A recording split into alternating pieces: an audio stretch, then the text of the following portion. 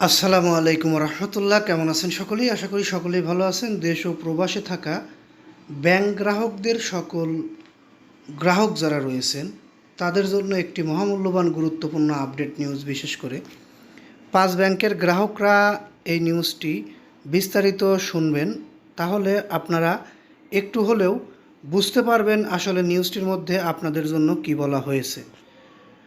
নিউজের প্রথমেই আমি কিছু জানাতে চাই, সেটি হচ্ছে ব্যাংক খাত সংস্কার নিয়ে সরকারের অবস্থান লিখিতভাবে জানতে চায় আইএমএফ। দ্বিতীয় যে বিষয়টি সেটি হচ্ছে 5 ব্যাংকের গ্রাহকদের আমানতের টাকা ফেরত পাবে কবে থেকে। একবার টাকা দেওয়ার পরে আর কোনো কথাই বলছে না 5 ব্যাংকের গ্রাহকদের বিষয়ে।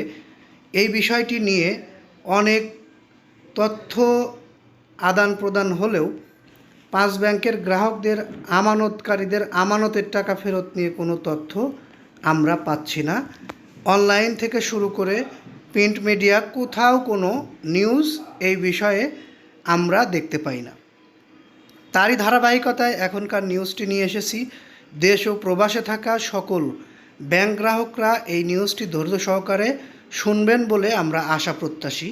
প্রথমে আমরা জানাবো ব্যাংক খাত সংস্কার নিয়ে সরকারের অবস্থান লিখিতভাবে জানতে চায় আইএমএফ। এই বিষয়টি কিভাবে দেখছেন? বিএনপি নেতৃত্বাধীন সরকার ব্যাংক সংস্কার করবে কিনা তা লিখিত আকারে জানতে চায় আন্তর্জাতিক মুদ্রা তহবিল আইএমএফ। পাশাপাশি সংস্কার করলে তাতে কি কি বিষয় অন্তর্ভুক্ত থাকবে তাও জানতে চেয়েছে বহুজাতিক সংস্থাটি। সব মিলিয়ে সংস্কারের বিষয়ে বিএনপি সরকারের অবস্থান জানতে চেয়েছে তারা।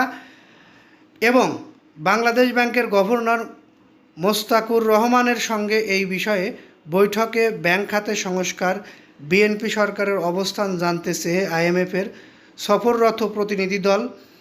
তাদের বক্তব্যের পরিপ্রেক্ষিতে governor Mostakur Rahman deputy governor Kabir আহমেদকে এ নিয়ে লিখিত জবাব দিতে বলা হয়েছে। অর্থাৎ ব্যাংক খাত সংস্কার করবে কিনা এই সরকার, করলেও কি কি বিষয়ে সংস্কার করবে এবং কিভাবে সেটি শুরু করবে, কিভাবে শেষ হবে, বিস্তারিত লিখিতভাবে জানতে চেয়েছে আন্তর্জাতিক মুদ্রা তহবিল আইএমএফ। আমরা এই বিষয়টি জানলাম। সংস্কার হোক, ভালো হোক, এটা সবাই চাই, কিন্তু 5 ব্যাংকের আমানতকারীরা যে এখনও তাদের আমানতের টাকা ফেরত পাচ্ছে না, এই বিষয়ে কারো কোনো মন্তব্য, কারো কোনো হস্তক্ষেপ আমরা দেখতে পাচ্ছি না। এই বিষয়ে আমরা সরকারের কাছে জোর দাবি জানাবো 5 ব্যাংকের আমানতকারীদের আমানতের টাকা এবং শেয়ারধারীদের টাকা, মুনাফার টাকা, সকল টাকা অতি শীঘ্রই অবিলম্বে ফেরত দেওয়া হোক এবং দ্রুত সেটি কার্যকর করা হোক। এই বিষয়ে আপনারা একমত হলে অবশ্যই কমেন্ট বক্সে বেশি বেশি কমেন্ট করে যাবেন, লাইক দিয়ে যাবেন, নিউজটিতে শেয়ার করবেন। আর আমাদের থেকে এরকম ধরনের গুরুত্বপূর্ণ আপডেট নিউজ পেতে এখনই চ্যানেলটি সাবস্ক্রাইব করে বেল বাটন অন করে রাখুন। আমরা এই নিউজটি আর দীর্ঘায়িত করছি না, পরবর্তীতে আমরা আরও নিউজ কালেক্ট করে আপনাদেরকে বিস্তারিত তথ্য জানাবো। ততক্ষণ সকলেই সুস্থ থাকুন, ভালো থাকুন। আসসালামু আলাইকুম।